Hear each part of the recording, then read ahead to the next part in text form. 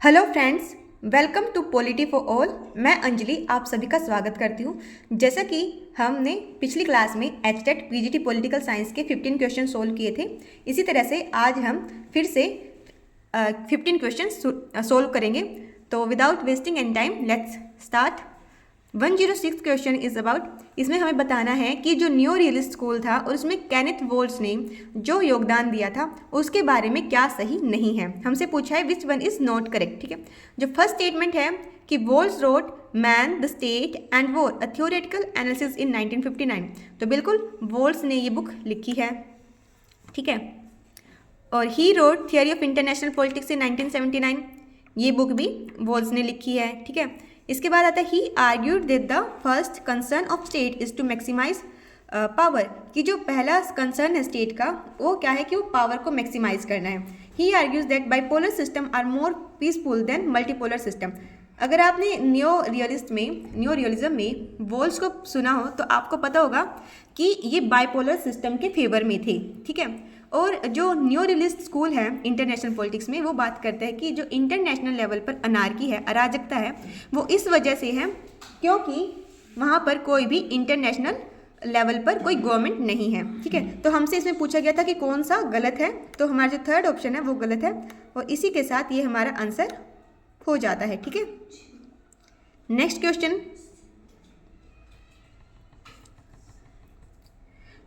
दो 2001 में एससीओ के निर्माण से पहले, ठीक है,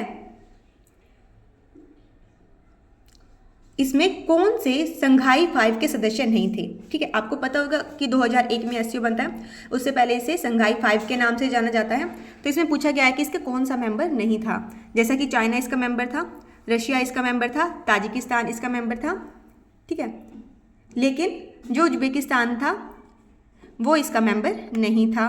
ठीक है, इसके अलावा जो संघाई एससीओ का जो हेड क्वार्टर है वो है हमारा बीजिंग चाइना में। आपको याद रखना है कि इसका हेड क्वार्टर कहाँ पे है, चाइना में इसका हेड क्वार्टर है बीजिंग चाइना में। ओके, नेक्स्ट क्वेश्चन आ जाता है हमारा फिर से इंटरनेशनल पॉलिटिक्स के रिगार्डिंग है कि हमें फर्स्ट ये जो ग्रेट डिबेट दे रखी है कि इंटरनेशनल पॉलिटिक्स में कौन कौन सी डिबेट्स थी और इसमें दे रखा है कि किन किन के बीच में थी, इनके साथ आपको मैच करना है। ठीक है, अगर आपको एक भी पता है तो भी आप इस क्वेश्चन को इजीली एलिमिनेट कर सकते थे। जैसे कि आपको पता है कि हमारा जो फर्स्ट ग्रेट डिबेट थी वो हुई थी यूटोपियन लिबरलिज्म वर्सेस रियलिस्ट। जो आपको पता है ना कि लिबरल और रियलिस्ट स्कूल था, उनके बीच में फर्स्ट ग्रेट डिबेट मानी जाती है। तो अगर फर्स्ट का हम देखें तो फर्स्ट का है डी और ये एक ही ऑप्शन में है, वो है ऑप्शन नंबर 4। ठीक है, तो इस तरह से हमारे ये ठीक हो जाता है। हमारी first great debate is utopian liberalism versus realist school. Second जो इसके बाद फिर अगर हम ऑप्शन से देखें तो हमारी सेकेंड ग्रेट डिबेट है कौन सी, बिहेवियर वर्सेस ट्रेडिशनल। ठीक है, व्यवहारवादी बनाम परंपरावादी। थर्ड ग्रेट डिबेट है हमारी कौन सी, रियलिस्ट लिबरल्स वर्सेस न्यो मार्क्सिस्ट। ठीक है, और fourth great debate is positivist versus post positivist. तो हमारी जो पहली महान बहस होती है वो है हमारी यूटोपियन उदारवादी बनाम यथार्थवादी। आपको पता है कि पहला स्कूल यही था। उसके बाद फिर हमारी दूसरी महान डिबेट जो होती है वो हमारी आती है व्यवहारवादी बनाम परंपरावादी, और तीसरी हमारी आती है यथार्थवादी उदारवादी बनाम नव मार्क्सवादी, और जो हमारी चौथी थी वो थी हमारी प्रत्यक्षवादी बनाम उत्तर प्रत्यक्षवादी। तो अगर आपको फर्स्ट और फोर्थ भी पता थी तो भी आप इसे सही कर सकते थे। ठीक है, तो इसका ऑप्शन नंबर 4 हमारा सही आंसर है। फिर आता है, इसमें फिर से पूछा गया है कि इसमें एक थ्योरी दे रखी है और थियरिस्ट दे रखी है, कौन किसके साथ एसोसिएट है। ठीक है, इसमें आपको गलत बताना है, जैसा कि फेमिनिज्म है, जी एन टिकनर, ये हमें पता है। ठीक है, जो हंस जे मॉर्गन था वो थे, उनके जो 6 प्रिंसिपल्स थे पावर के, उसे ये फेमिनिस्ट पर्सपेक्टिव से पेश करती है। कंस्ट्रक्टिविज्म अलेक्जेंडर वेंट है। ठीक है, ये भी सही है। क्रिटिकल थियरी रॉबर्ट कॉक्स इसके साथ एसोसिएट थे, बिल्कुल सही है। लेकिन पोस्ट कॉलोनियलिज्म एंड्रयू लिंकलेटर इसके साथ कंसर्न नहीं है, तो ये हमारा हो जाता है 4th। हमसे गलत पूछा गया था और यही है हमारा आंसर।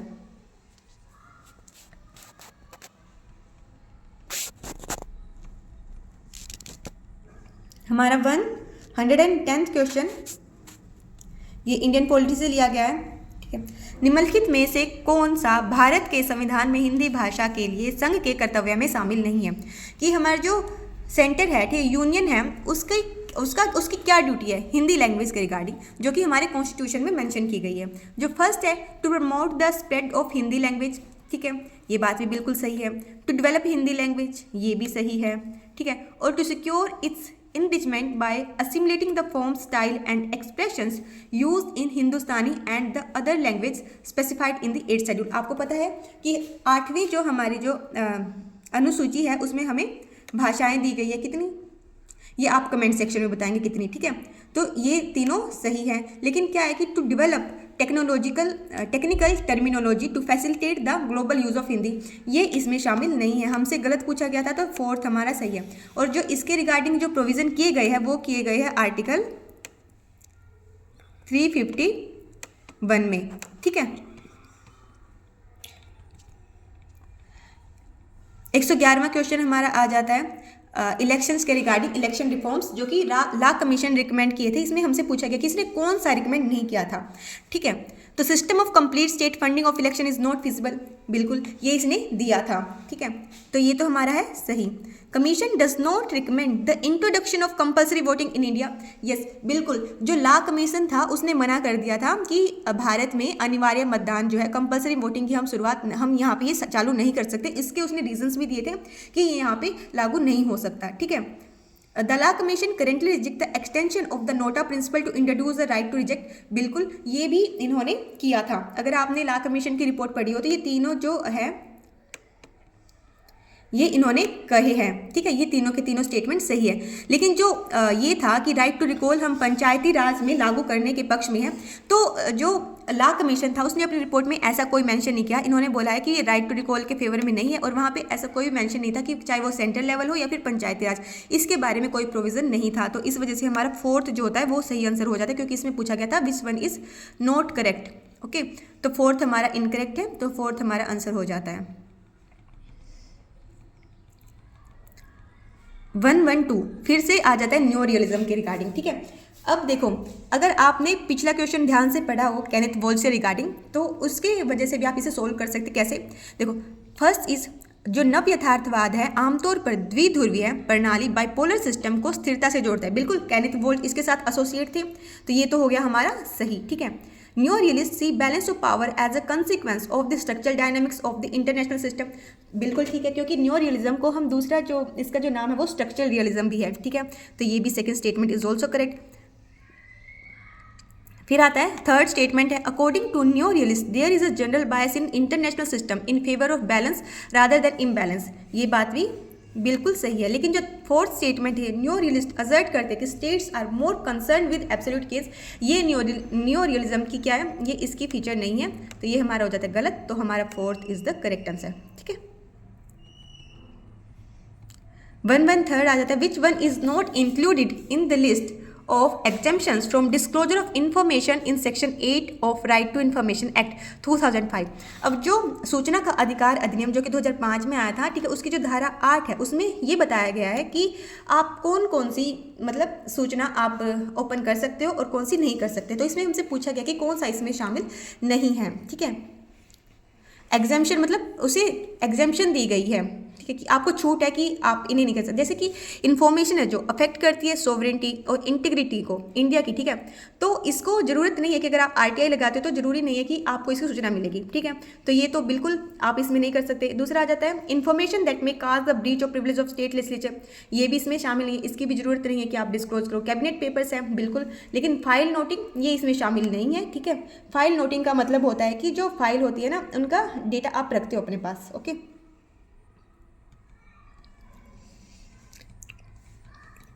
नेक्स्ट क्वेश्चन है हमारा कि इंडिया और USA के बीच में जो ये 4 अग्रीमेंट हुए आपको इसको क्रोनोलॉजिकली लगाना है, ठीक है। तो देखो क्या होता है, कोम कासा, बेका, लिमोआ, जी सोमिया। तो अगर आपको पता है कि जो है अगर इनके ईयर देखें तो हमें पता है कि जो कोम कासा है, कोम कासा का फुल फॉर्म है communication compatibility and security agreement. ये जो हमारा अग्रीमेंट हुआ था ये हुआ था हमारा 2018 में, ठीक है। और जो बेका है basic exchange and cooperation agreement, ये होता है हमारा 2020 में, ठीक है, ये 20 है, 20 में, ठीक है। और जो था ये था लॉजिस्टिक एक्सचेंज मेमोरेंडम वाला ऑफ एग्रीमेंट, ये था हमारा हुआ था 2016 में, ठीक है। लेकिन जो ये है जी सोमिया, लेकिन ये हमारा पहले हुआ था इन सभी से 2002 के 2 में, ठीक है। तो अगर आप देखें तो इसमें हमारा सबसे पहले कौन सा आएगा, ये वाला आएगा, 2002 में हुआ था, तो फोर्थ ऑप्शन आना चाहिए।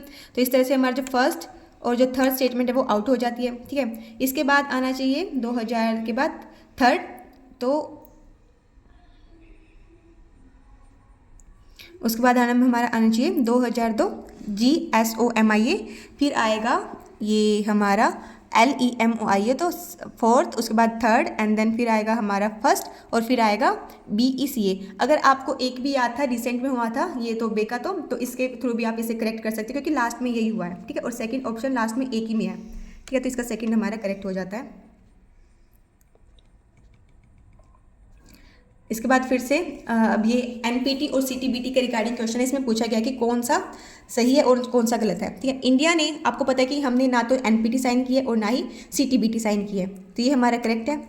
द 1996 में आई थी comprehensive nuclear test ban treaty has yet to enter into force, अभी तक लागू नहीं हुई है, बिल्कुल ये भी बात सही है। The NPT entered into force in 1970, NPT लागू हुई थी 1970 में, ये भी सही है। लेकिन इसके बाद पूछा कि on 11 May 1995 the treaty was extended till 2025 कि जो NPT यहाँ पे लिखा हो, देखो अगर आप देखो तो NPT को 2025 तक बढ़ा दिया गया, जी नहीं, ऐसी कोई टाइम लिमिट इसमें नहीं दी गई थी। तो फोर्थ जो है ये इनकरेक्ट है और हमसे इनकरेक्ट पूछा गया था, तो हमारा फोर्थ आंसर हो जाता है इसका।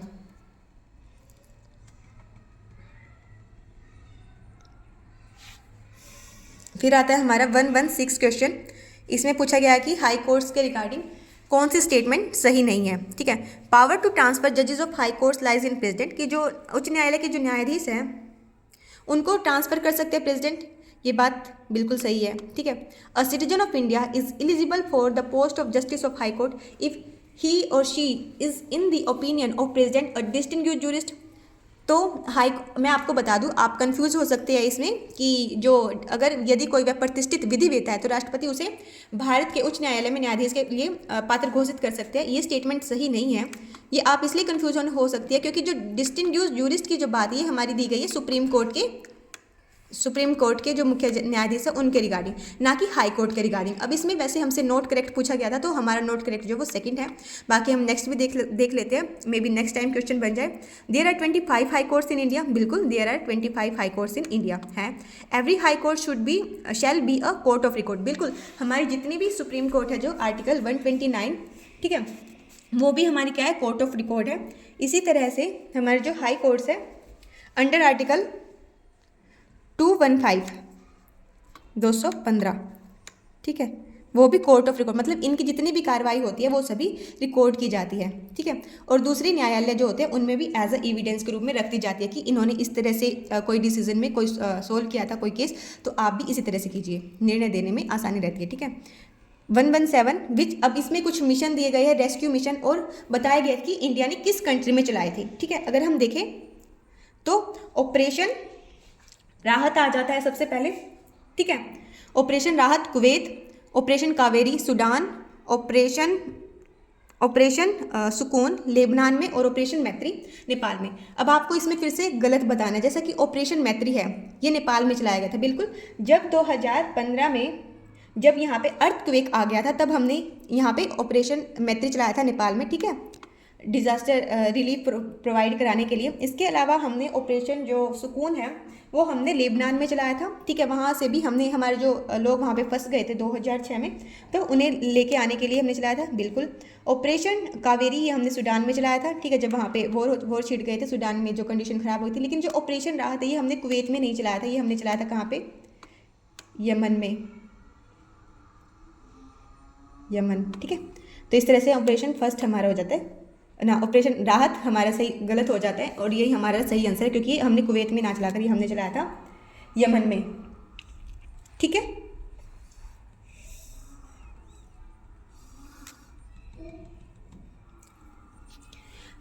Universal declaration of human rights के रिगार्डिंग क्वेश्चन, ये सेकंड क्वेश्चन है, पहले भी आ चुका है।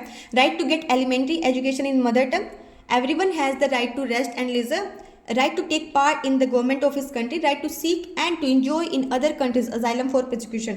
अगर आप मैं बताऊं तो एजुकेशन राइट्स था, लेकिन मदर टंग की बात नहीं है, तो ये हमारे इसमें पूछा गया था कि नॉट इंक्लूड, जो कि universal declaration of human rights में शामिल नहीं है, तो वो यही है, right to get elementary education in mother tongue, ये इसमें शामिल नहीं है। बाकी के right to rest and leisure ये सभी का राइट है। Right to take part in the government of his country ये भी है। उत्पीड़न से बचने के लिए अन्य देशों में शरण मांग रहे हैं उसका आनंद लेने का अधिकार, ये भी ह्यूमन राइट्स में इंक्लूड है। ठीक है, इसमें डिक्लेरेशन जो UNHCR में की थी। अब आपने अगर पिछला क्वेश्चन किया हो तो इसका कमेंट सेक्शन में जरूर बताना कि कब हुई थी ये घोषणा। ठीक है, और हाँ, हम ह्यूमन राइट्स डे कब सेलिब्रेट करते हैं। फिर से हमसे UN जो लास्ट हमने क्लास की थी उसमें हमसे UNSC के बारे में क्वेश्चन था, और अब हमारे पास है यूनाइटेड नेशन जनरल असेंबली। ठीक है, इसमें पूछा गया है कि विच one is not correct, again not correct, which one statement is not correct regarding general assembly of United Nations. It is UN body with universal representation, बिल्कुल इसमें जितनी भी कंट्रीज हैं उन सभी को रिप्रेजेंटेशन मिला हुआ है, ये बात बिल्कुल सही है। Each year in September the UN membership meets in Washington for the annual general assembly session. अब ये बात जो है आधी ठीक है कि इसका जो सेशन होता है वो वॉशिंगटन में नहीं, जो ये हर साल कब कहाँ पे मिलती है, सब कब मिलती है, सितंबर में। इसका जो सेशन चलता है ये सितंबर से दिसंबर के बीच में चलता है, लेकिन जो है ये वॉशिंगटन में नहीं चलता, ये चलता है कहाँ पे, न्यूयॉर्क में।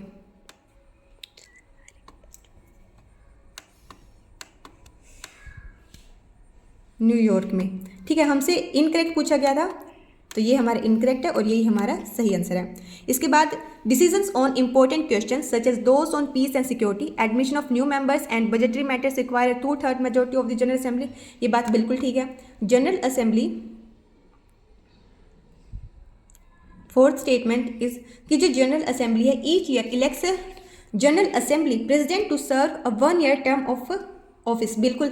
और इस बार की जो थी वो थी कौन थे, 2025 में जर्मनी। ठीक है, जर्मनी से थे इनके प्रेसिडेंट। आप इसका नाम कमेंट सेक्शन में जरूर बताना कि कौन थी, लेडीज थी। हमारा लास्ट क्वेश्चन है, which one is the main decision making body in the WTO, कि जो इसकी जो मेन डिसीजन मेकिंग बॉडी है वो कौन सी है। Secretariat, council for trade in goods, general council या फिर मिनिस्ट्रियल काउंसिल। तो ये फैक्चुअल क्वेश्चन है, और अभी रिसेंट में न्यूज़ में भी था कि WTO मतलब क्यों अपनी जो भी डिसीजन लेने होते हैं वो क्यों इम्प्लीमेंट नहीं हो पाते, क्योंकि कंसेंसस से काम करते हैं, और अगर एक भी मेंबर कंट्री इसमें बोल देती है कि नहीं हम इससे अग्री नहीं है तो काम नहीं हो पाता इस तरह से। लेकिन हाँ, अब इसकी जो पूछा गया था कि मेन डिसीजन मेकिंग बॉडी कौन सी है WTO की, तो वो है मिनिस्ट्रियल कॉन्फ्रेंस। ओके फ्रेंड्स, तो आज के लिए इतना ही, मिलते हैं अपनी नेक्स्ट वीडियो में, तब तक के लिए टेक केयर, बाय, जय हिंद, जय भारत।